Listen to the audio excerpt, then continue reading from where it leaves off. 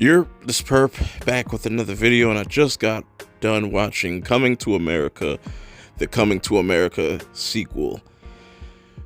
And does it live up to the original? I'm gonna let you know straight up, absolutely not. But this movie definitely kind of surprised me. I definitely have a lot of negatives, but some positives as well. It's pretty mixed around the board. Make sure you hit that like button, subscribe, follow me on Twitter at PerpMinded420. And with all that being said, let's get right into it. I don't want to waste no more time. So, one of the things that was said in this movie that hit home for me, and what I've been saying for the longest, there was a quote in here. I'm not going to say by who.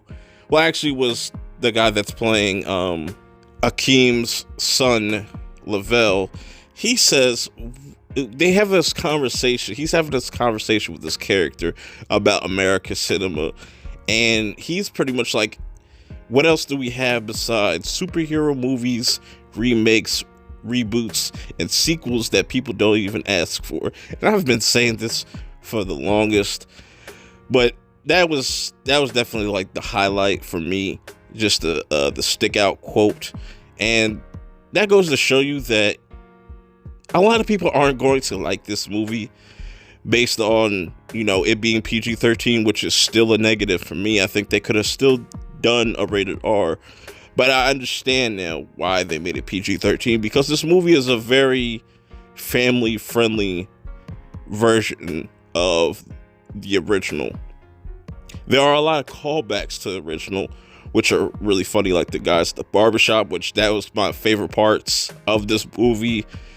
You have Wesley Snipes as a new you got a bunch of new characters. The cast is pretty solid. Everybody from Wesley Snipes. You see Dre from Power, Tiana Taylor.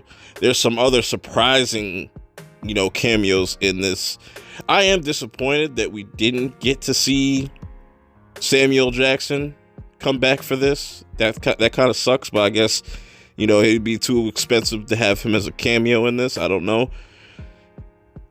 Essentially, this whole story centers around, Prince Akeem and, him becoming king and him having a bastard son, which he has to go find, because things are going to be kind of at disarray with the original king gone and him stepping up, as the new king, Akeem.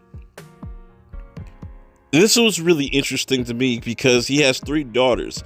So that's kind of problematic for the people at Zamunda, because it's been tradition for years that a man should be next in line to be king or to take up the throne.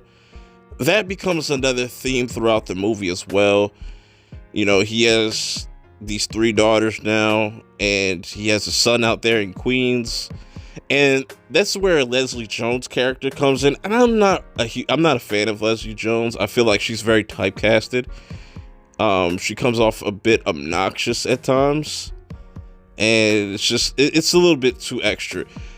The actor that plays Akeem's son, Lavelle, he was okay, but at times I felt like he was definitely overacting to where it kind of took me out of certain scenes. But he was okay. He wasn't too annoying for me.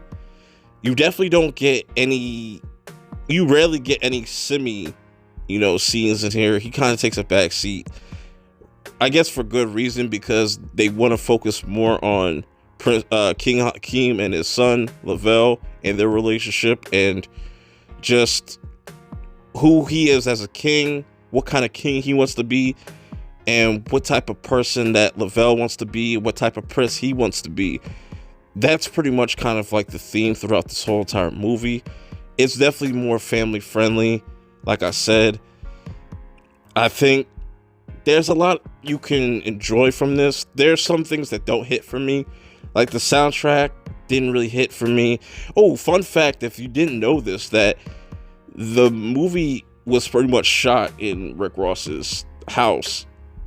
So I was kind of surprised to see Ross actually in this movie. He only had like a few lines, but that's it. The whole reasoning for Wesley Snipes' character being in this, I feel like was kind of like a waste, and it was a little anticlimactic by the end of it. But like I said, there are some moments that'll definitely make you laugh.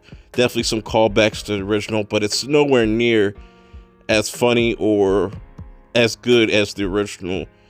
But this is definitely going to get more eyes just because it's PG-13 and it's more family centric.